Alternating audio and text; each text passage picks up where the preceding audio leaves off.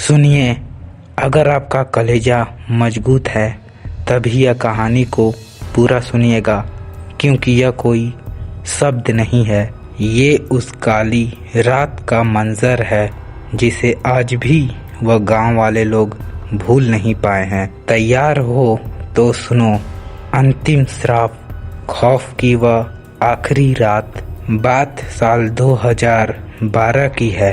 उत्तर प्रदेश के उस दूर दराज गांव में एक हवेली का मकान था जिसे लोग हवाखोरी कहते थे, पर वहाँ हवा नहीं, मौत का सन्नाटा पसरा रहता था। गांव के बुजुर्ग कहते थे कि उस घर के नींव में एक ऐसा श्राप दफन है जो हर पीढ़ी के साथ जवान होता है। शहर से आए 4 दोस्त रवि, मनोज, दीपक और अर्जुन अपनी मस्ती में चूर थे। जब गांव वाले लोग ने उन्हें उस घर से दूर रहने की चेतावनी दी तो रवि जोर से हंसा और कहा, चाचा, ये भूत वो तो कहानियों में अच्छे लगते हैं, हकीकत में सिर्फ चूहे और मकड़ी के जाले रहते हैं। उन्हें क्या पता था कि उस रात वह चूहे के शिकार नहीं बल्कि अपनी रूह का शिकार होने जा रहे थे। रात के 11 बजे चारों दोस्त वह घर के अंदर प्रवेश किए। जैसे ही उन चारों ने हवेली के मुख्य दरवाजे पर कदम रखा, एक अजीब ठंडी हवा का झोंका उन चारों के चेहरे को छू के निकल गया। ऐसा लगा कि उन चारों के कानों में कोई धीरे से फुसफुसाया हो। आ गए। अंदर जाते ही लकड़ी का भारी दरवाजा धड़ाम से बंद हो गया। मनोज ने कुंडी घुमाने की कोशिश की, पर दरवाजा जैसे पत्थर का बन गया था। तभी रवि ने माहौल को हल्का करने के लिए बोला, अरे हवा का एक झोंका होगा, डरो मत। पर उसकी खुद की आवाज कांप रही थी। रात के 1 बजे -10 तक चारों एक कमरे में एक ही साथ दुबक कर बैठे थे। सन्नाटा इतना गहरा था कि उन्हें खुद की ही धड़कन साफ साफ सुनाई दे रही थी। तभी ऊपर वाली मंजिल से आवाज आई। ऐसा लगा कि कोई भारी जंजीर सीढ़ियों से खींचते हुए नीचे की ओर आ रहा है। तभी दीपक ने टॉर्च जलाई, पर रोशनी धुंध में कहीं खो गई। आवाज उनके कमरे के बिल्कुल बाहर आकर रुक गई। 3 बार दस्तक हुई। अर्जुन ने कांपते हाथों से दरवाजे को खोला। बाहर कोई नहीं था, सिर्फ एक गहरी काली खाई जैसा गलियारा। जब वह वापस मुड़ा तो उसकी चीख निकल गई। दीवार पर जहां पहले कुछ नहीं था, वहां अब ताजे खून से लिखा था, ये घर मेरा है, यहाँ से चले जाओ, ये अंतिम चेतावनी है।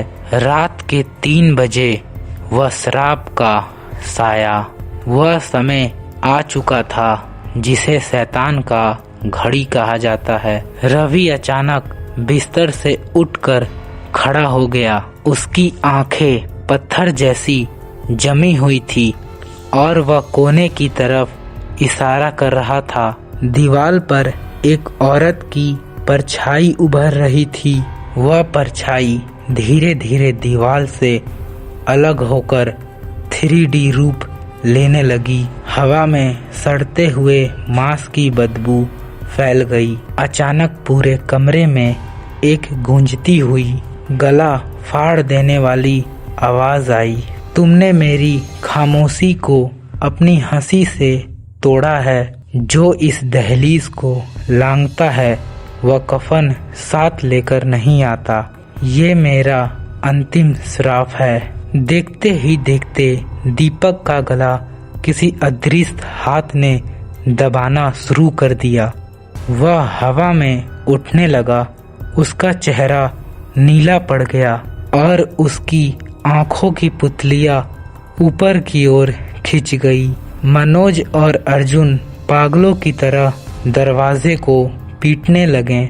बचाओ, कोई है, दरवाजे को खोलो। पर बाहर से सिर्फ भेड़ियों की रोने की आवाजें आ रही थी। सुबह का सन्नाटा।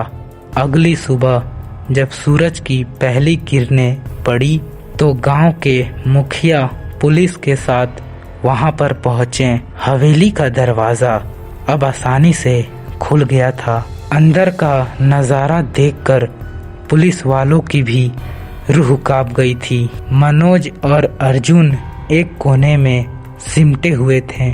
सदमे के वजह से उन लोगों की आवाज हमेशा हमेशा के लिए चली गई थी। दीपक बेहोश था। उसके गले पे उंगलियों के काले निशान छपे थे। पर रवि उसी दीवार के पास बैठा था जहां खून से चेतावनी लिखी थी। उसकी आंखें पूरी तरह खुली थी, मुंह से झाग निकल रहा था और उसके बाल रातों ही रात सफेद हो चुके थे। वह मर चुका था। दीवार पर पहले जहां चेतावनी थी, अब वहां नया संदेश लिखा था। एक और रूह, मेरा श्राप मुकम्मल हुआ। आज भी अगर आप लोग वह गांव के पास से गुजरे तो वहां के लोग आपको वह हवेली की तरफ देखने से भी मना करेंगे। कहते हैं कि रवि की रूह आज भी वह आईने और दीवार के बीच में भटकती है और किसी नए इंसान का इंतजार करता है ताकि वह शराब के जंजीर को आगे बढ़ा सके। तो यह कहानी यहीं पर अंत होती है। कहानी आप लोग को कैसा लगा आप लोग कमेंट बॉक्स में बता सकते हैं। मिलते हैं नेक्स्ट वीडियो में। Bye bye.